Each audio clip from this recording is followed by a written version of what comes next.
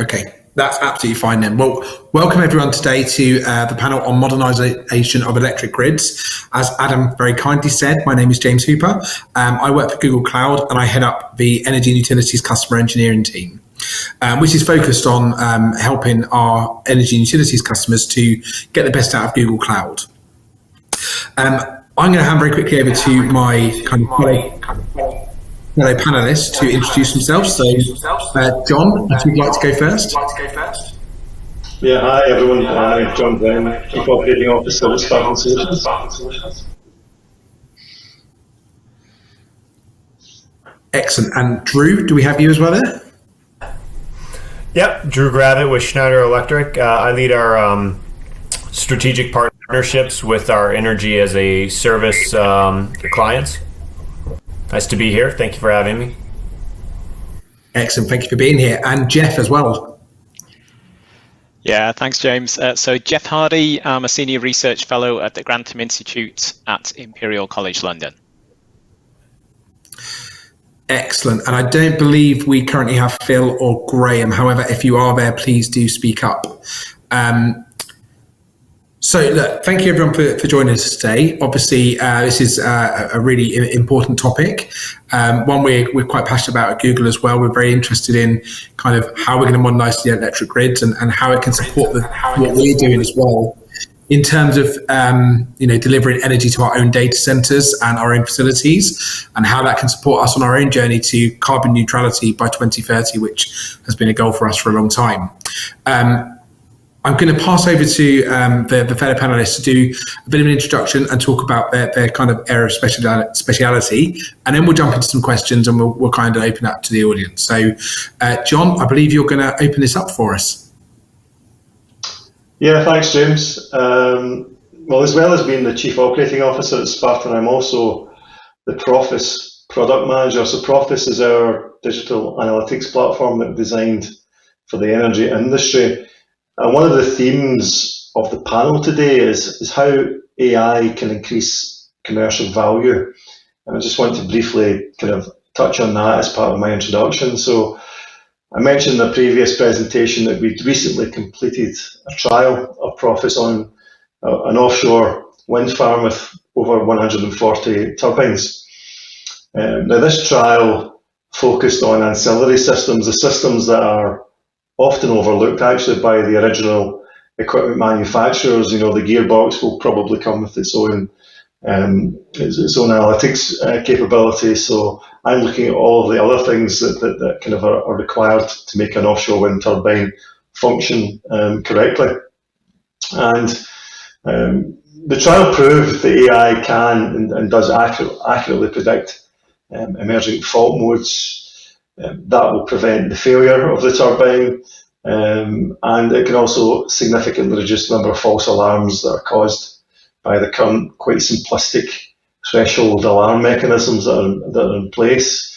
So we're part of this kind of new generation of cloud-based predictive systems that are, easy to use and implement and cost-effective to deploy, but still leaves you with the big so what question. How can you take AI capability and transform it into shareholder value? So I'd like to touch upon that a little bit for a couple of minutes. So, for example, if you can reduce false smoke alarms in a nacelle by 95%, that's potentially a lot of offshore trips that you can avoid having to make. If you can predict the optimum pressure refill point of liquid coolant in your power converters, you can actually start to forward plan and group maintenance based on that AI insight that you're getting. And then when you actually refill the liquid coolant, if you can actually automatically detect any excessive leakage immediately, before they're making the steam leave that turbine and go into the next port of call, then again you can get them to stay, investigate and resolve issues before they leave the turbine. So this is just a small handful of dozens of use cases where predictive analytics can help equipment experts kind of transform the operations and maintenance of offshore turbines. So you can, I guess, as you can probably guess, James, if you can reduce the offshore trips, you're reducing costs, significant costs for getting a team offshore. You're also reducing all the associated emissions of having to make those trips. If you can get predictive warnings of emerging faults, you can allow the onshore support teams, give them the time to diagnose and intervene if they can. And if a machine must be taken offline and a human must go and visit it, then you can make sure that the parts and the resources are in place long before you have to mobilise a team to make that trip. And it's really at that point about minimising the downtime of that energy producing asset. So if you can do all of these things, you get the three key benefits. You reduce OPEX, you reduce operating emissions, and you increase the yield from each of these energy producing assets. And I would argue that these benefits can be potentially applied to any piece of energy infrastructure that can produce a time series data stream. And I think we'll see as trials become production rollouts that the commercial benefits of AI, when applied to the maintenance and operation of critical plant and infrastructure, I think it will become very clear very quickly that there's a good return on investment in that space. And as we learned this morning, there's lots more use cases way beyond predictive maintenance that AI can be used for within the energy supply chain and moving out to the customers as well. So, I'm personally very confident that AI has a strong future, and not just the current energy infrastructure, but the soon-to-be future energy infrastructure that we're hearing so much about in the sessions today. So I guess that's my tuppence worth, James, to kind of kick us off today. Excellent. Thank you very much for that, John. Really interesting as well to kind of hear the real world examples you've got there and the ROI that you can have from using AI, particularly on some of the assets that they've got as part of the energy grid and the modernisation of that. So really fascinating and ties into some of the work we're doing that maybe we can come on in a little while. So I think next up, if we've not been joined by Phil next, we're going to hear from Drew. Yep, thanks for having me.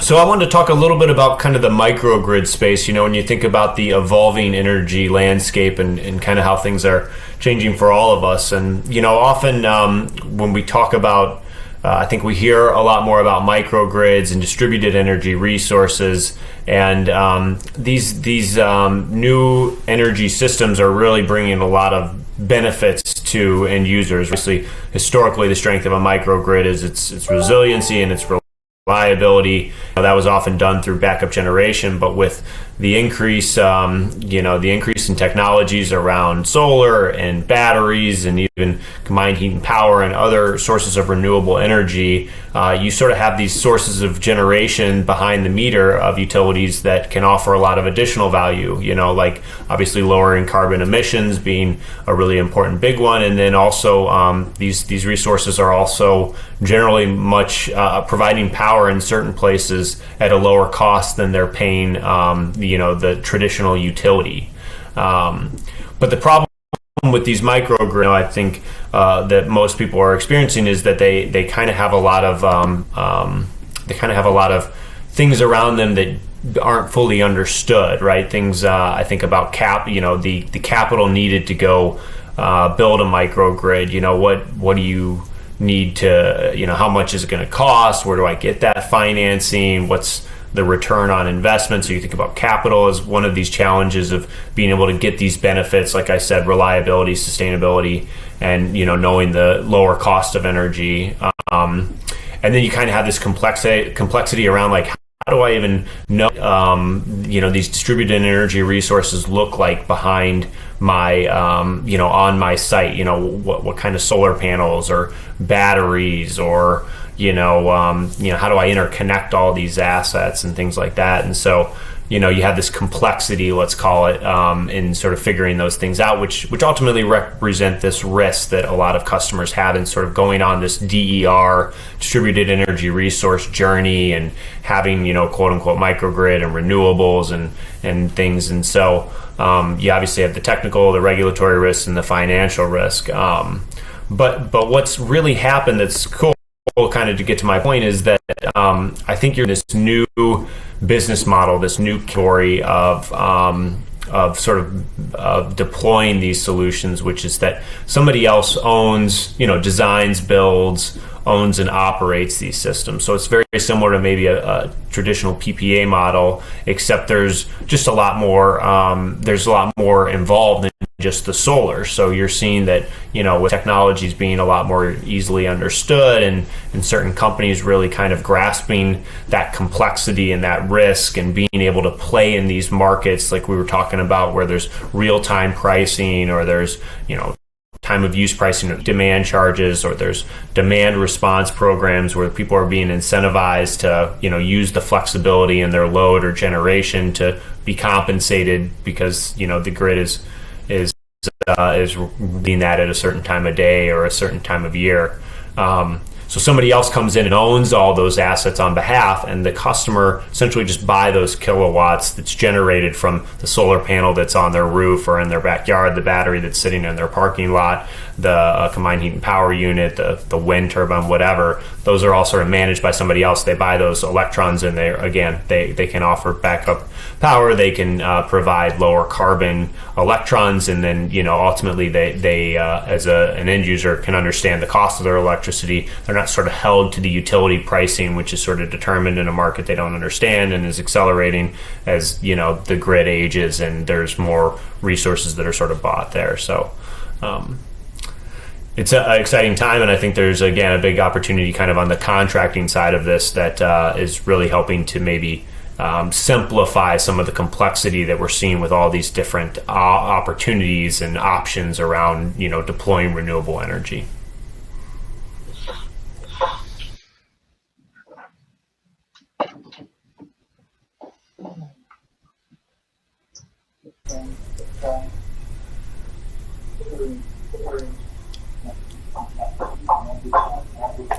James looks very stoic. I think we've lost James. I may be back now if people can hear me. There we go. Apologies for that. It was a technical issue on my end, and I can actually see everyone now, and it's much better for me, so thank you for that. And I can see we've been joined by Graeme as well. Graeme, I know you missed your introduction at the start. Did you want to do a quick introduction before we hand over to I think Jeff was next up, actually. Yeah, I'll give you the quick intro, because apologies, I've been standing in for my chief exec, so I'm now in an office which has a big firewall, so I've had to fall foul of security. So very, very simply, Graeme Cooper, I'm head of future markets at National Grid. In essence, what I'm looking at is leading the enablement of how grids enable transport decarbonisation. So obviously from a UK perspective, the end of the legally bound end of sale of petrol and diesel cars by 2030, diesel trucks by 2035 for up to 26 tonnes, and 2040 after that is in consultation and likely to become law. The other half of my job is actually on the generation end. So I'm responsible for creating the market space, the regulatory space, the political space for us to deliver the grid networks to enable us to get to 40 gigawatts of offshore wind by 2030. So it's taken us 20 years to get to 10 gigawatts of offshore wind, and we now need to add another 30 gigawatts to that, by 2030 to have clean power generation as a foundation stone on the journey to net zero. Another one to point out, though, is often most people assume National Grid make electricity, that we buy electricity and we sell electricity. At least in the UK, we don't do that. We are simply the conduit from where it's made to where it's consumed. And so my interest here is we need to do that smartly. So there you go. That's my intro. Apologies for being late. I'll blame security. Back over to you. Excellent. Thanks, Graeme, for doing that for us and jumping in. Jeff, I'm going to hand straight back over to you for you to kind of tell us a bit more about what you do. Thank you, James. So security is it's a nice one to talk about because I'm going to be mentioning that a little bit today. So I work in academia. I'm based at Imperial College London. Most of my research is around smart local energy systems. So what is the role of all of these devices we're talking about, which many of them are local, when they come together in an energy system, how are they working together? How are they doing their thing so that you don't have to build a system that's 6 times bigger than today's? And also, how do you do it so it works for people, it works for operators, grid operators, and so forth?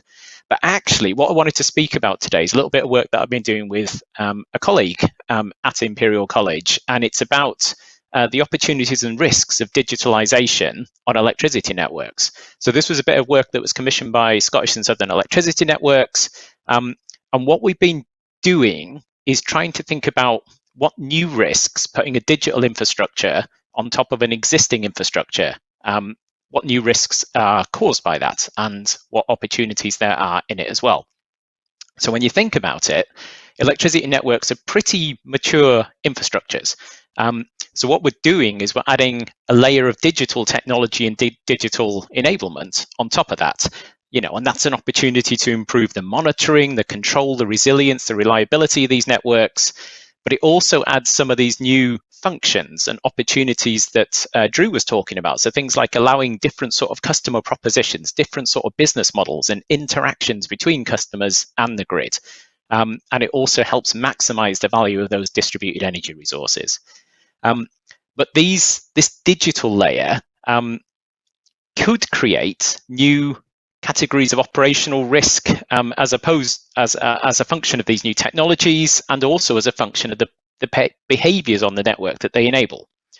So we've got a report coming out in October, so this is a bit of a tantalize about it. But really the report is just to help network operators understand some of these risks and what the commensurate management strategies are. So we've done 2 things in the report. The first thing is we looked across other sectors to see how they're managing risks of digitalization, like the finance sector or aviation, etc.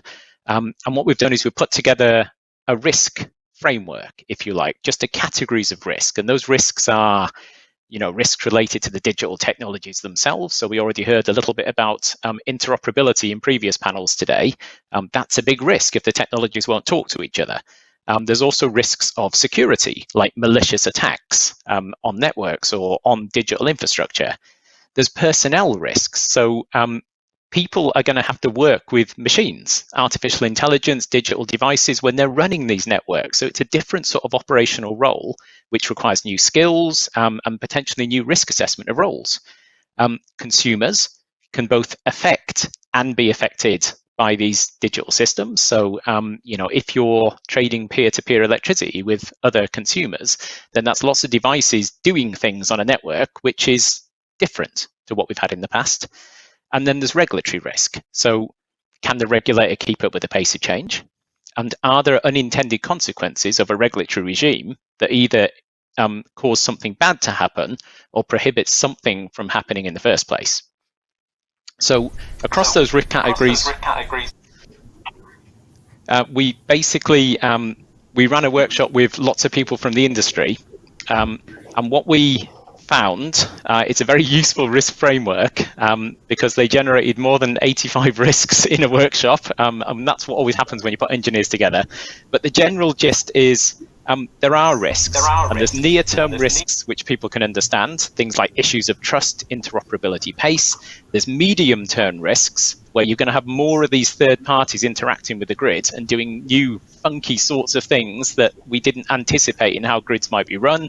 And then there's longer term risks, which are really the kind of like high impact, low probability type risks, like what happens if you let AI control networks? Have we got everything we need to do that? And other risks like the really malicious assaults or attacks on networks, and the attempt to bring it down by triggering millions of devices and so forth on the networks themselves. So those are all tantalizers. The report's coming out in October. If anyone wants an invite to the launch event, then drop me an email to the event. Yeah, I mean, you can definitely sign me up for that, Jeff. If you can send me the details through, that'd be fantastic. Sounds really interesting. So thanks for sharing that. And I'm sure we'll come into some more detail around that as we get into the questions later. So last but not least, Graeme, over to you to kind of take us through a bit more about what you're doing before we get into some questions for you guys. Yeah, absolutely. Thank you, James. I want to give people just some context in the journey that we're on and why actually it's important that we talk about the technology and how we're going to get there. So just to give you a snapshot, right? So we're in 2021. By 2050, we will consume in the UK twice the amount of electricity than we do today. That is going to need 4 times the amount of clean generation than we have today. And conversely, that means we will need twice the grid capacity than we have today. Now, that's not my words. That is the words of the Committee on Climate Change on their balanced pathway to net zero. So the Committee on Climate Change is obviously the independent party who advise government on climate policy. So independent, lots of scientific research in that. So the challenge for me is, if we don't do this in a smart way, we may have to build more than twice the amount of grid capacity. How do we make sure that we can run the system reliable? I mean, today, National Grid electricity transmission, under our license, we have to run at 99.9999987 reliability. So if you do the maths on that very quickly, that's less than 7 seconds a year. So how do we avoid eroding that whilst we're going through this huge transition? The piece that brought out by others is distributed energy is a really important part of the puzzle. But don't forget, we've got large scale offshore wind, 30 more gigawatts of offshore wind coming off the East Coast in the next 9 years. We've got more interconnection with other markets. So the complexity is building all the time. But there's also a symbiotic relationship being created here. So, consumption historically has been relatively dumb, for want of a better word. We get up in the morning, we have breakfast, energy demand goes up. We go to work and get working, energy demand falls, and then it peaks in the evening. So if we're going to find a way to make sure the energy system is more efficient, but also recognizes the fact that it has more renewables in it, we need smart in the generation end, we need smart in the transmission network, smart in the distribution network, and smart in the consumption. But the smart consumption actually creates a symbiotic relationship. Because if you're building renewables, and you're going to have higher highs in energy price and lower lows. Well, financing renewables is really difficult if you're in a high generation scenario when there's low demand, the thing you make is either worth less or costs you money. So you're then into, what do you do with that spare energy? Do you make hydrogen, or do you just switch off? So the opportunity here is to actually create much, much greater value. So a more efficient grid system, an overall more efficient market system, because what you're able to do is value renewables when they turn up. So the ability to be able to dump spare renewables into people's hot water tanks and cars, when they're spare, and pause when it's not. But the one thing that I guess I caution to, because don't forget, we, as I said in my intro, we don't make it, we don't buy it, we don't sell it. We're the conduit from where it's made to where it's going. And we need to make sure we deliver economic and efficient. So every bit of network infrastructure is effectively a socialized cost. So we can build to a dumb system, which is what we have been doing over years and years and years, because we haven't had demand side response. But going forward, we need to build a lot more wires, as I said from the CCC report, but I don't want to overbuild. So there's actually real value proposition on both the value smart brings to energy generation, but also the fact that it will save money in building the right size networks to accommodate the future that we need. And I guess, my concern is, how much do you leave that to consumers? How much do you leave it to AI? We've seen, in the UK this week, the idiocy of somebody saying, don't panic, buy petrol, there's plenty. There's just a shortage of truck drivers. And all of a sudden, I have to bring the bus because I can't put petrol in the car. So, you don't want to necessarily trust this to humans. But at the same time, there's a fear that if you leave it all to the same algorithm, does it all do everything on its own? And then you add security to that as well. So the thing from my perspective is there's huge opportunity to do the best way to get us to net zero in a way that allows us to invest in the right time for the right infrastructure, but only if there's confidence that we can maintain the reliability and that we can do this in a way that works for everyone. So as I say, National Grid here, we see ourselves as the enabler of the journey to net zero. But of course, we're not the ones doing the stuff on either end. That's down to probably a lot of people listening to the call. I'm going to stop at that point because I'm assuming there's probably lots of questions. Excellent. Thank you very much for that, Graeme. Really, really interesting stuff. So Thank you, all of you, because that was a great introduction to kind of what we're talking about and the different areas you're working on as well. So to get us started, actually, Graeme, just something back to you that kind of sparked my interest while you were doing your intro, your kind of 30-second elevator pitch was you talked about the how we need to increase another 30 gigawatts out wind production for the UK. I wondered if you could share your thoughts on how AI could potentially enable that, or what part it could play in kind of optimizing what we already have today to help increase that, versus just an engineering-led response to it. Yeah, no, absolutely. I mean, so one of the challenge here is, I think one of the other speakers talked about is regulation catching up. So at the moment, we're still working in a regulatory environment which has been not really that dissimilar. I mean, it evolves. I mean, it's not a criticism of my regulator. I mean, they're there and they're doing a really good job of protecting cost to bill payers, because, ultimately, I mean, in the UK, on a typical dual fuel energy bill, the cost of National Grid is £24.70 on your average energy bill for effectively the most reliable grid network in the world, arguably. I think that's pretty good value, but our regulator thinks we should do more with less. Again, a good challenge. But the challenge that we have with a lot of these things is, and again, this is where often people get confused between the energy component and the network component. Okay, so when they say, yeah, will the grid cope, what can AI do? There's a couple of things at play.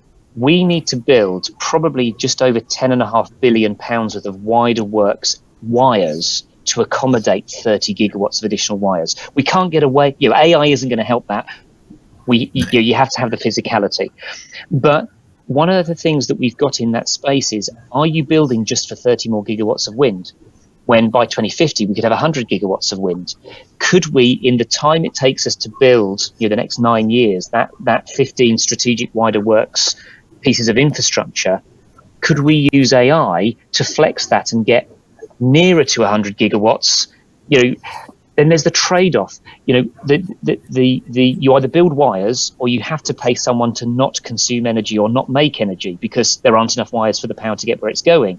So there's an avoided cost there. So we're in that trade-off at the moment where we've got to that tension where the trigger is to build more wires. Now, AI is not going to help the trigger to build more wires, but what we build, AI can flex how we get more down the same wire in the future. And I think there's an element in there, though, that there's also the piece that the finance industry, so our customers are the wind farms themselves. Now, what they need is certainty. They actually want to see wires enough for their project, because in their mind, they need 100% of the wires for 100% of their generation, because they need to get 100% of their product to the market. Now, actually, in the future, there's a relative value. Is 90% of your product to market a cost-optimized way of doing that, and you don't deliver 10%? But then how do you describe that in the financing world? So the problem that you've got is a real complexity here, of which some of it is engineering-led, some of it's regulation-led, some of it has a financial certainty, risk has a cost. And then you realize that technology is almost like the special sauce that you could sprinkle across this to try and bring some of these challenges together. So I don't profess to be a specialist in this space. I'm just a user of the technology, right? But there is a role for others in this space to kind of, we don't know what we don't know. So show us, tell us, and we will try and work out how we can better value that. Does that help? Yeah, fantastic. Really, really good insight. Thank you. Before I ask any more questions, did anyone else want to add anything to that from their side? So I'm keen to make sure that, Jeff, Drew, or John, if you've got any thoughts there, please jump in. Jeff, just a quick one, just a quick one if I can, James. And I think there's a really important point what Graeme's just been saying, which is understanding who and how much people are prepared to turn down in response to price, because we sort of know that for industrial sites, but we know absolutely nothing about customers, other than kind of like a few customers like myself on some very fancy tariffs in the market. Most customers are very disengaged, but one of the cheapest ways of getting demand side flexibility is most likely from homes and small businesses. So, now is a really good time to find out more about that, about what people are willing to do, what business models and relationships with their provider kind of work for them, and all of that. So I think it's, we need this innovation now. Jeff, I violently agree. I mean, so I'm a bit geeky about this, probably as yourself. So I have an electric car, a plug-in hybrid. I have ground source heat pumps.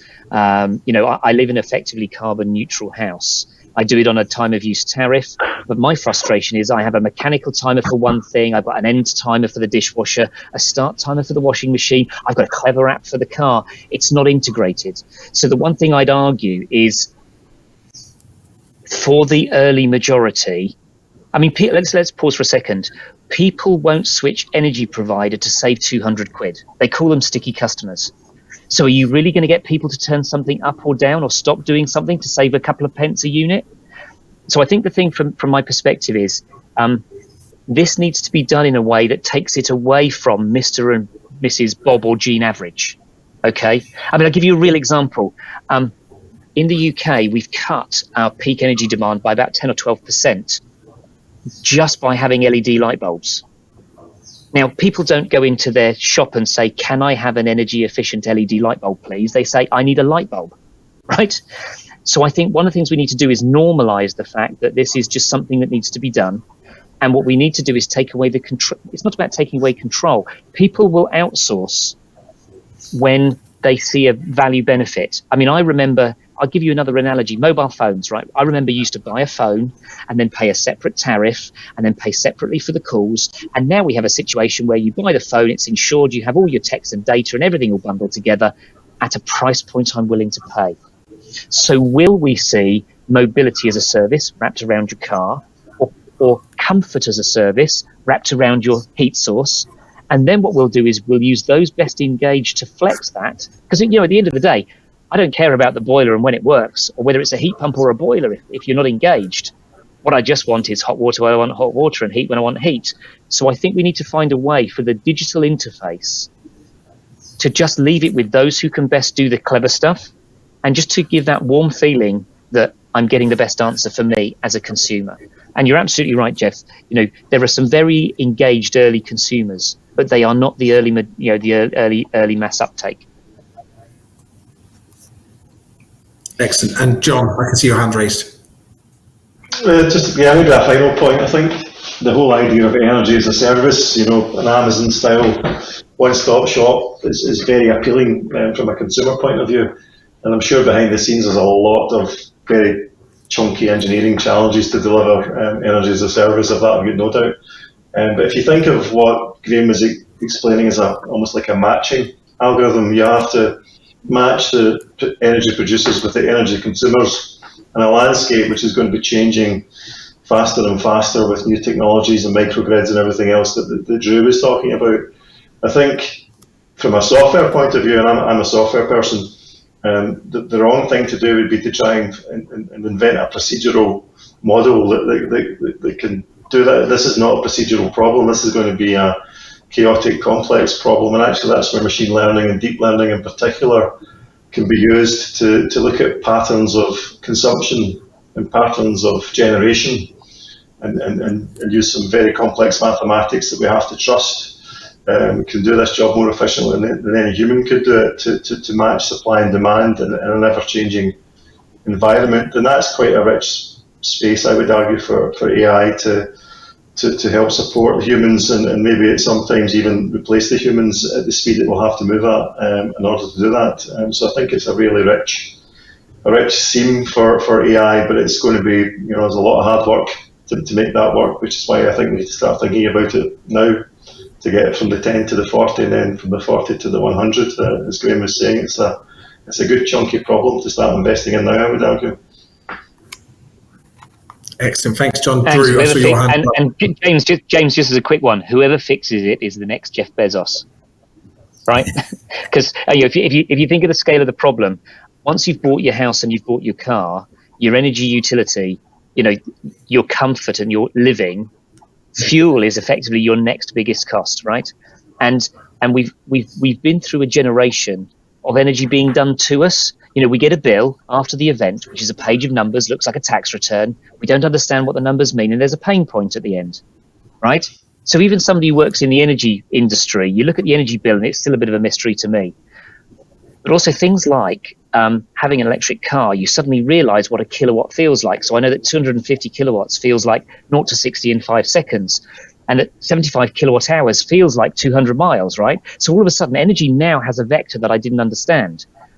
So does that make people going into electric cars, is the electric car a gateway drug to democratizing energy and we can all participate? Or is it just a great plaything and we're going to need clever special sauce in the digital space to engage customers? But whoever does that, to some extent well, is effectively your next Amazon for energy, right? So it's a big prize. Definitely. But yeah, John's right, it's a lot of work. Yeah, I mean, that is very clear from what kind of the conversation is all today. There's a lot of work to do. Drew, I know you raised your hand as well. Did you want to add a point to this?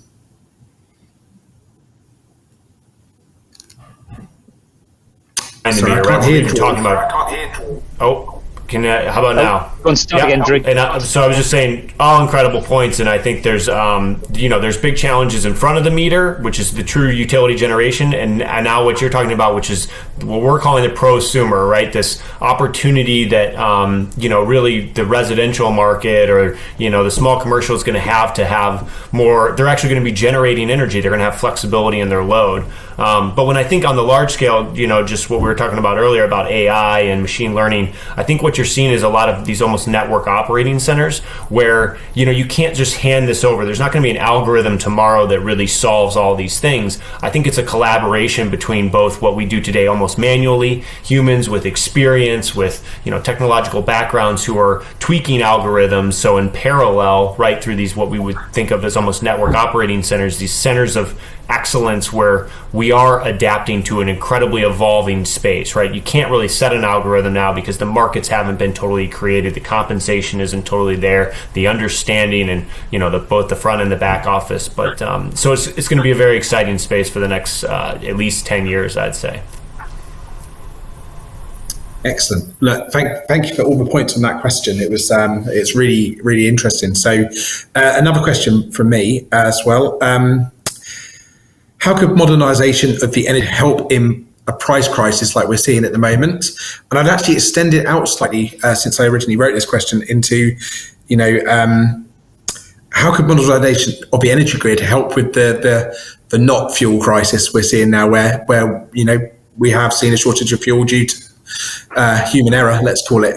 Trying to keep my cards close to my chest there, but yeah, it'd be interesting to kind of get some thoughts on that. I don't know who wants to start there, but there's two sides to that. How does it help with the price crisis in the energy market, but also how can it help with a crisis like we've seen on the fuel side as well?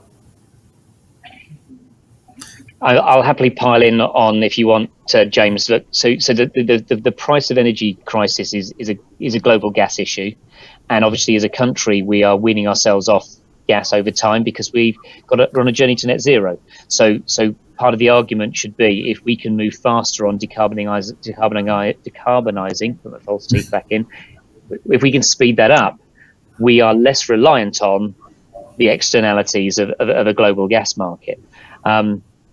I guess with all of those things, the one thing, particularly as we've got renewables, and this is why offshore wind and onshore wind is particularly good in the UK, we're the windiest space in Europe, and we're an island, so we've got a lot of sea. So, you can see why offshore wind is a significant foundation zone on the journey to net zero. But of course, we have to agree that there are some days where it's more or less windy.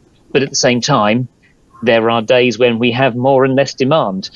And that's where I think the ability to learn what wind and energy generation looks like and consumption looks like allows you to play tunes on the movable load. On high wind, low demand days, wouldn't it be great to be able to dump spare green energy into people's hot water tanks and their car if it's plugged in? You're making transport cleaner and greener and heat transport cleaner and greener. And what you're also doing is creating a price floor for a wind market. So I think there is, it's getting away from gas and more renewables. But then, leading on to your second point, we need the technology to be able to flexibility. If I have one word that people take away, to get to net zero, the energy system needs to be flexible. It needs to be flexible at home level, local network level, and transmission level. It needs to be flexible in interconnection. It needs to be flexible in generation, flexible in demand. But in all of those things, the flex is reliant on digital, right? It doesn't matter whether you've got pumped storage. What tells you when to pump, how much and that's why for me, we almost need to look at the art of the possible.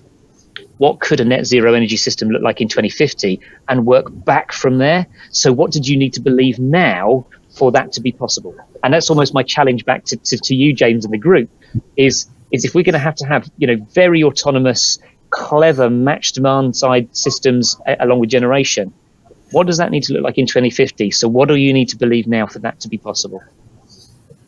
Excellent, and a great question to pose to the group as well, Graeme. Thank you. Anyone else wants to kind of jump in on this one? Just a quick one.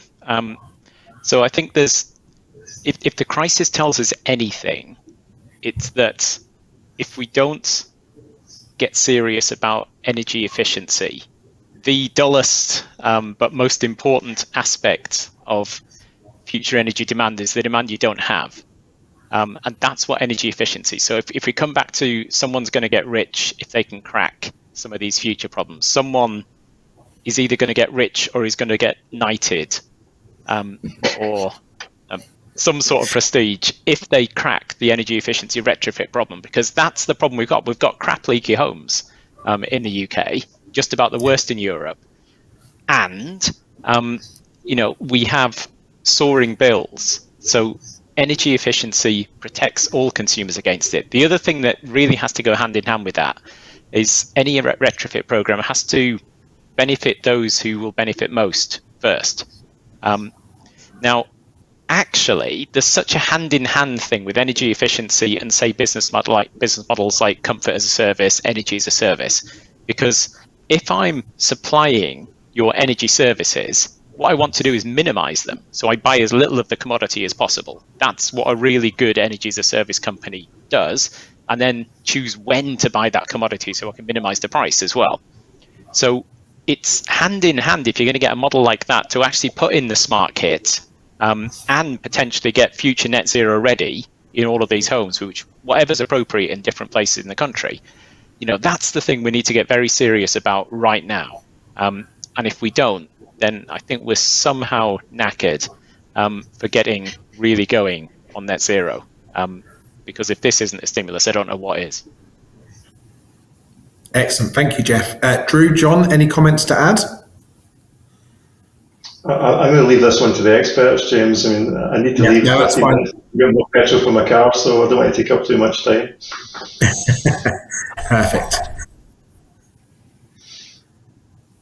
I mean, James, just a quick one coming back to Jeff's point. I mean, I think that we will have to see, that if you're retrofitting thermal performance to an existing house, it's very disruptive, right?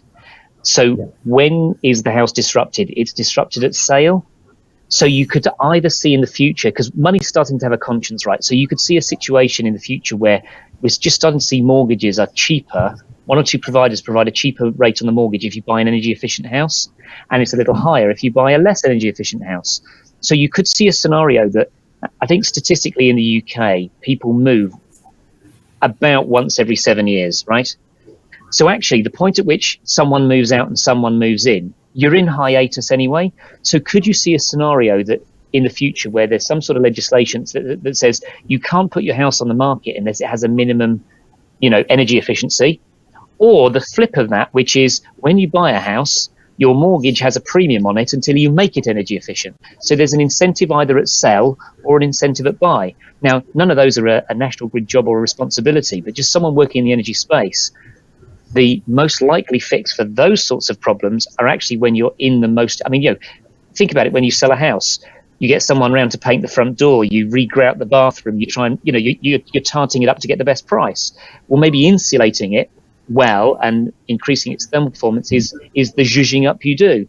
Or the flip of that is you negotiate hard and say it's not very energy efficient, so I'm not going to pay as much money. And the saving you make in that negotiation, you pile into energy efficiency standards. The trouble is, I'm not sure AI is going to help you very much. I think that's a person power, and the ability maybe for some legislative pushes and pulls to try and help. But it seems money could be the interesting driver there, because money's starting to have a conscience. Just think about the last pension statement you looked at. They'll tell you that they're investing more in the green stuff, and they're trying to divest away from the dirty stuff. So maybe that's one of the drivers here. Excellent, thanks, Graeme. And it actually brings me on to another question or another thought I had that I think ties a lot of this together. And I think it's almost an elephant in the room in a lot of conversations around modernisation of any technology, and that's data. And I think it's such a key player, but particularly in this sector is very disparate, very siloed, and still very disconnected across the kind of entire value chain. So I kind of wonder, what are your thoughts on, and maybe we'll start with John and Drew on this one. What are your thoughts on how we can improve that and improve data sharing across, the value chain of energy? John or Drew, do you want to jump in first? Well, maybe go ahead, John. Sorry, Drew, I was just going to say, I'll keep it brief. We talked about data democratization this morning. Data is not democratic in the utility industry at the moment. Compared to other industries, it just isn't. And I've got no clue what the answer is. Maybe it's something for lawyers or someone else, but why are OEMs hoarding data on a turbine that an energy producer bought and arguably has the right to use that data without having to jump through hoops, pay lots of it? I mean, to me, it's just somehow evolved to be such a siloed, difficult space to get access to raw data. We need to solve that problem really quite quickly for AI, especially as we all know, AI lives or dies on access to data. And when we see it in our projects, it's just quite frustrating why this is so difficult in the utility space. I actually don't know the history of it, and really don't. Well, the answer to it is to incentivise, and maybe it comes back to maybe some of the economic nudges or whatever nudges that Graeme mentioned to get consumers to change their behaviour. But somehow we need to start nudging the supply chain to be much more truly democratic in how it shares data, and if we don't do that, it will be a major barrier to a lot of the innovation we've talked about today. So I think it's a really big issue. Excellent. Cheers, John. Drew? Yeah, the data topic, it came up yesterday. There's so much different types of data I think we could talk about, and me and my colleagues, we were actually talking about an interesting idea, and James, this kind of comes back to Google, that you have so much data, right? You have data, essentially when I put in my calendar where I'm going, and then my Google Calendar, and then I use Google Maps, and then I use my Google Nest thermostat. There's all this data that is around my energy use, my personal and my car, my electric car, and that's really accessible, and that can be easily sort of mined and optimized and things like that. But in the commercial space, and even residential to some extent, I guess that energy data is just not really accessible because it's treated so confidentially, right? I think that there's this big security concern around data, which there should be, and energy data gets sort of put into that bucket, and all the different types of data around it. So we were talking about kind of how how can you make data more transparent in a way, and almost make data the product, right? Often we're talking about sort of this energy as a service, and microgrids, it's the customer's data, but because we're providing everything, does the data who owns the data, right? That's really what it kind of ultimately comes back to. And then how can that data be used in a way that, again, optimizes for the whole, for the greater good, and does so in a very responsible way. And I don't think a lot of that's really been understood or frameworked in agreements that both the producers and the end users agree on is transparent, and again creates a more optimized overall system. Excellent, thanks, Drew. Jeff, Graeme, I'm sure you have some comments on this. Go on, go for it, Jeff. I think I've hugged way too much time in the microphone. It's got to be your go. All right. Well, I'm only going to make one quick point, which is particularly for customer or say small business data that could be used for a lot of kind of like system goods, to give a lot more transparency of what people are doing, behaviors, future purchasing habits, whatever it might be. The key word in all of this is going to be trust. Because the first time that data is misused or the security breach or anything like that, that consent can be withdrawn almost instantly, either politically or personally from that. So that's the thing that's going to be really important. If you're going to unlock a lot of the magic, it's got to come with stupendous trust and stupendous customer service on top of that to earn that trust. Thank you, Jeff. Graeme? I was going to say, just on Jeff's point, as I say, in our license, we have to be 99.999987 reliable, so less than 7 seconds a year. We hold that very dear, but if we don't hold up to that, it could potentially lose our license. We'd be out of business. So, it's almost a foundation stone.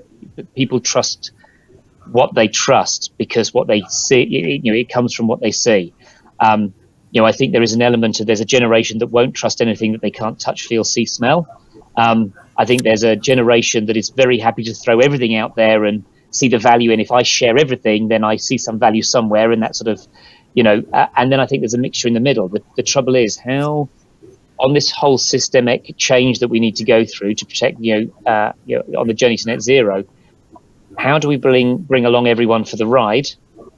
Because everybody's in a different space. I also think, how do we make sure that there are this needs to be a just transition, right? This needs to happen for everyone, right? And for those who can't participate, don't know how to participate, don't want to participate. So I think there's a whole bunch of externalities that we could pick up elsewhere, but not for this discussion, I guess. Excellent, thank you, Graeme, and thank you everyone for your comments there.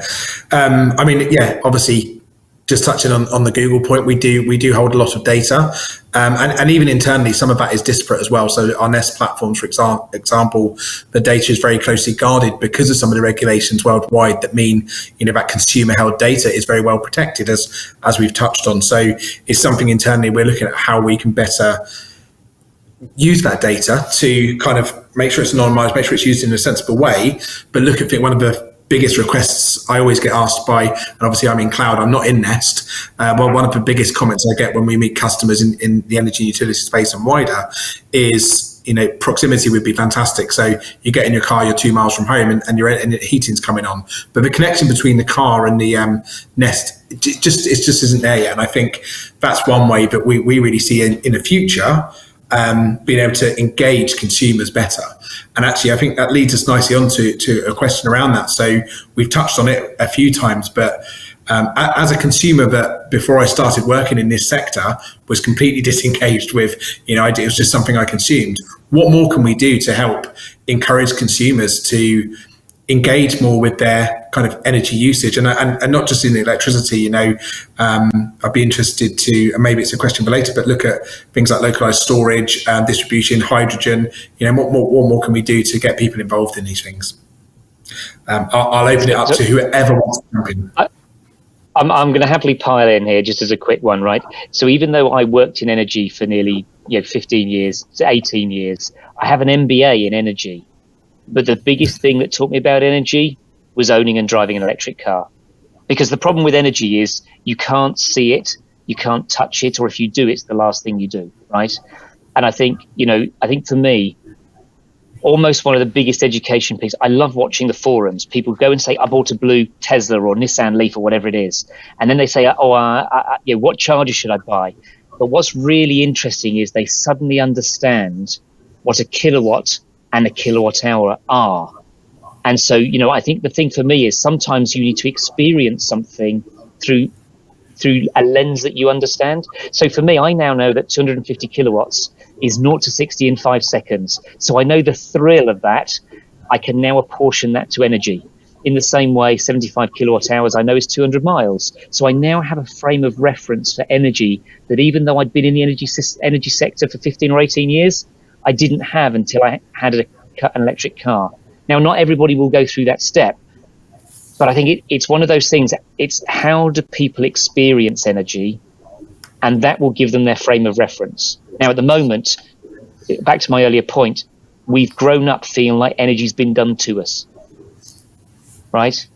And I think, this then leads me on to in the transition we're in, if energy utilities do a fabulous job and enable this transition, nobody's going to thank the energy utilities. But the minute the journey to net zero doesn't go swimmingly well, where do you think the blame is going to sit? Yeah. So some of this is about self-preservation, right? But anyway, sorry, go on. I've jumped in. But that, for me, that was the catalyst for me, was actually experiencing energy through the lens of an electric car. Excellent. Anyone else want to weigh in on this one? Personal experience is fine as well. Yeah. I'll just say that today, our experience with energy is, again, it's a piece of paper, right? Until we digitize the experience that we have with so many other aspects of our life, it's going to continue to be a passive sort of pain point. I think that's a good way to put it.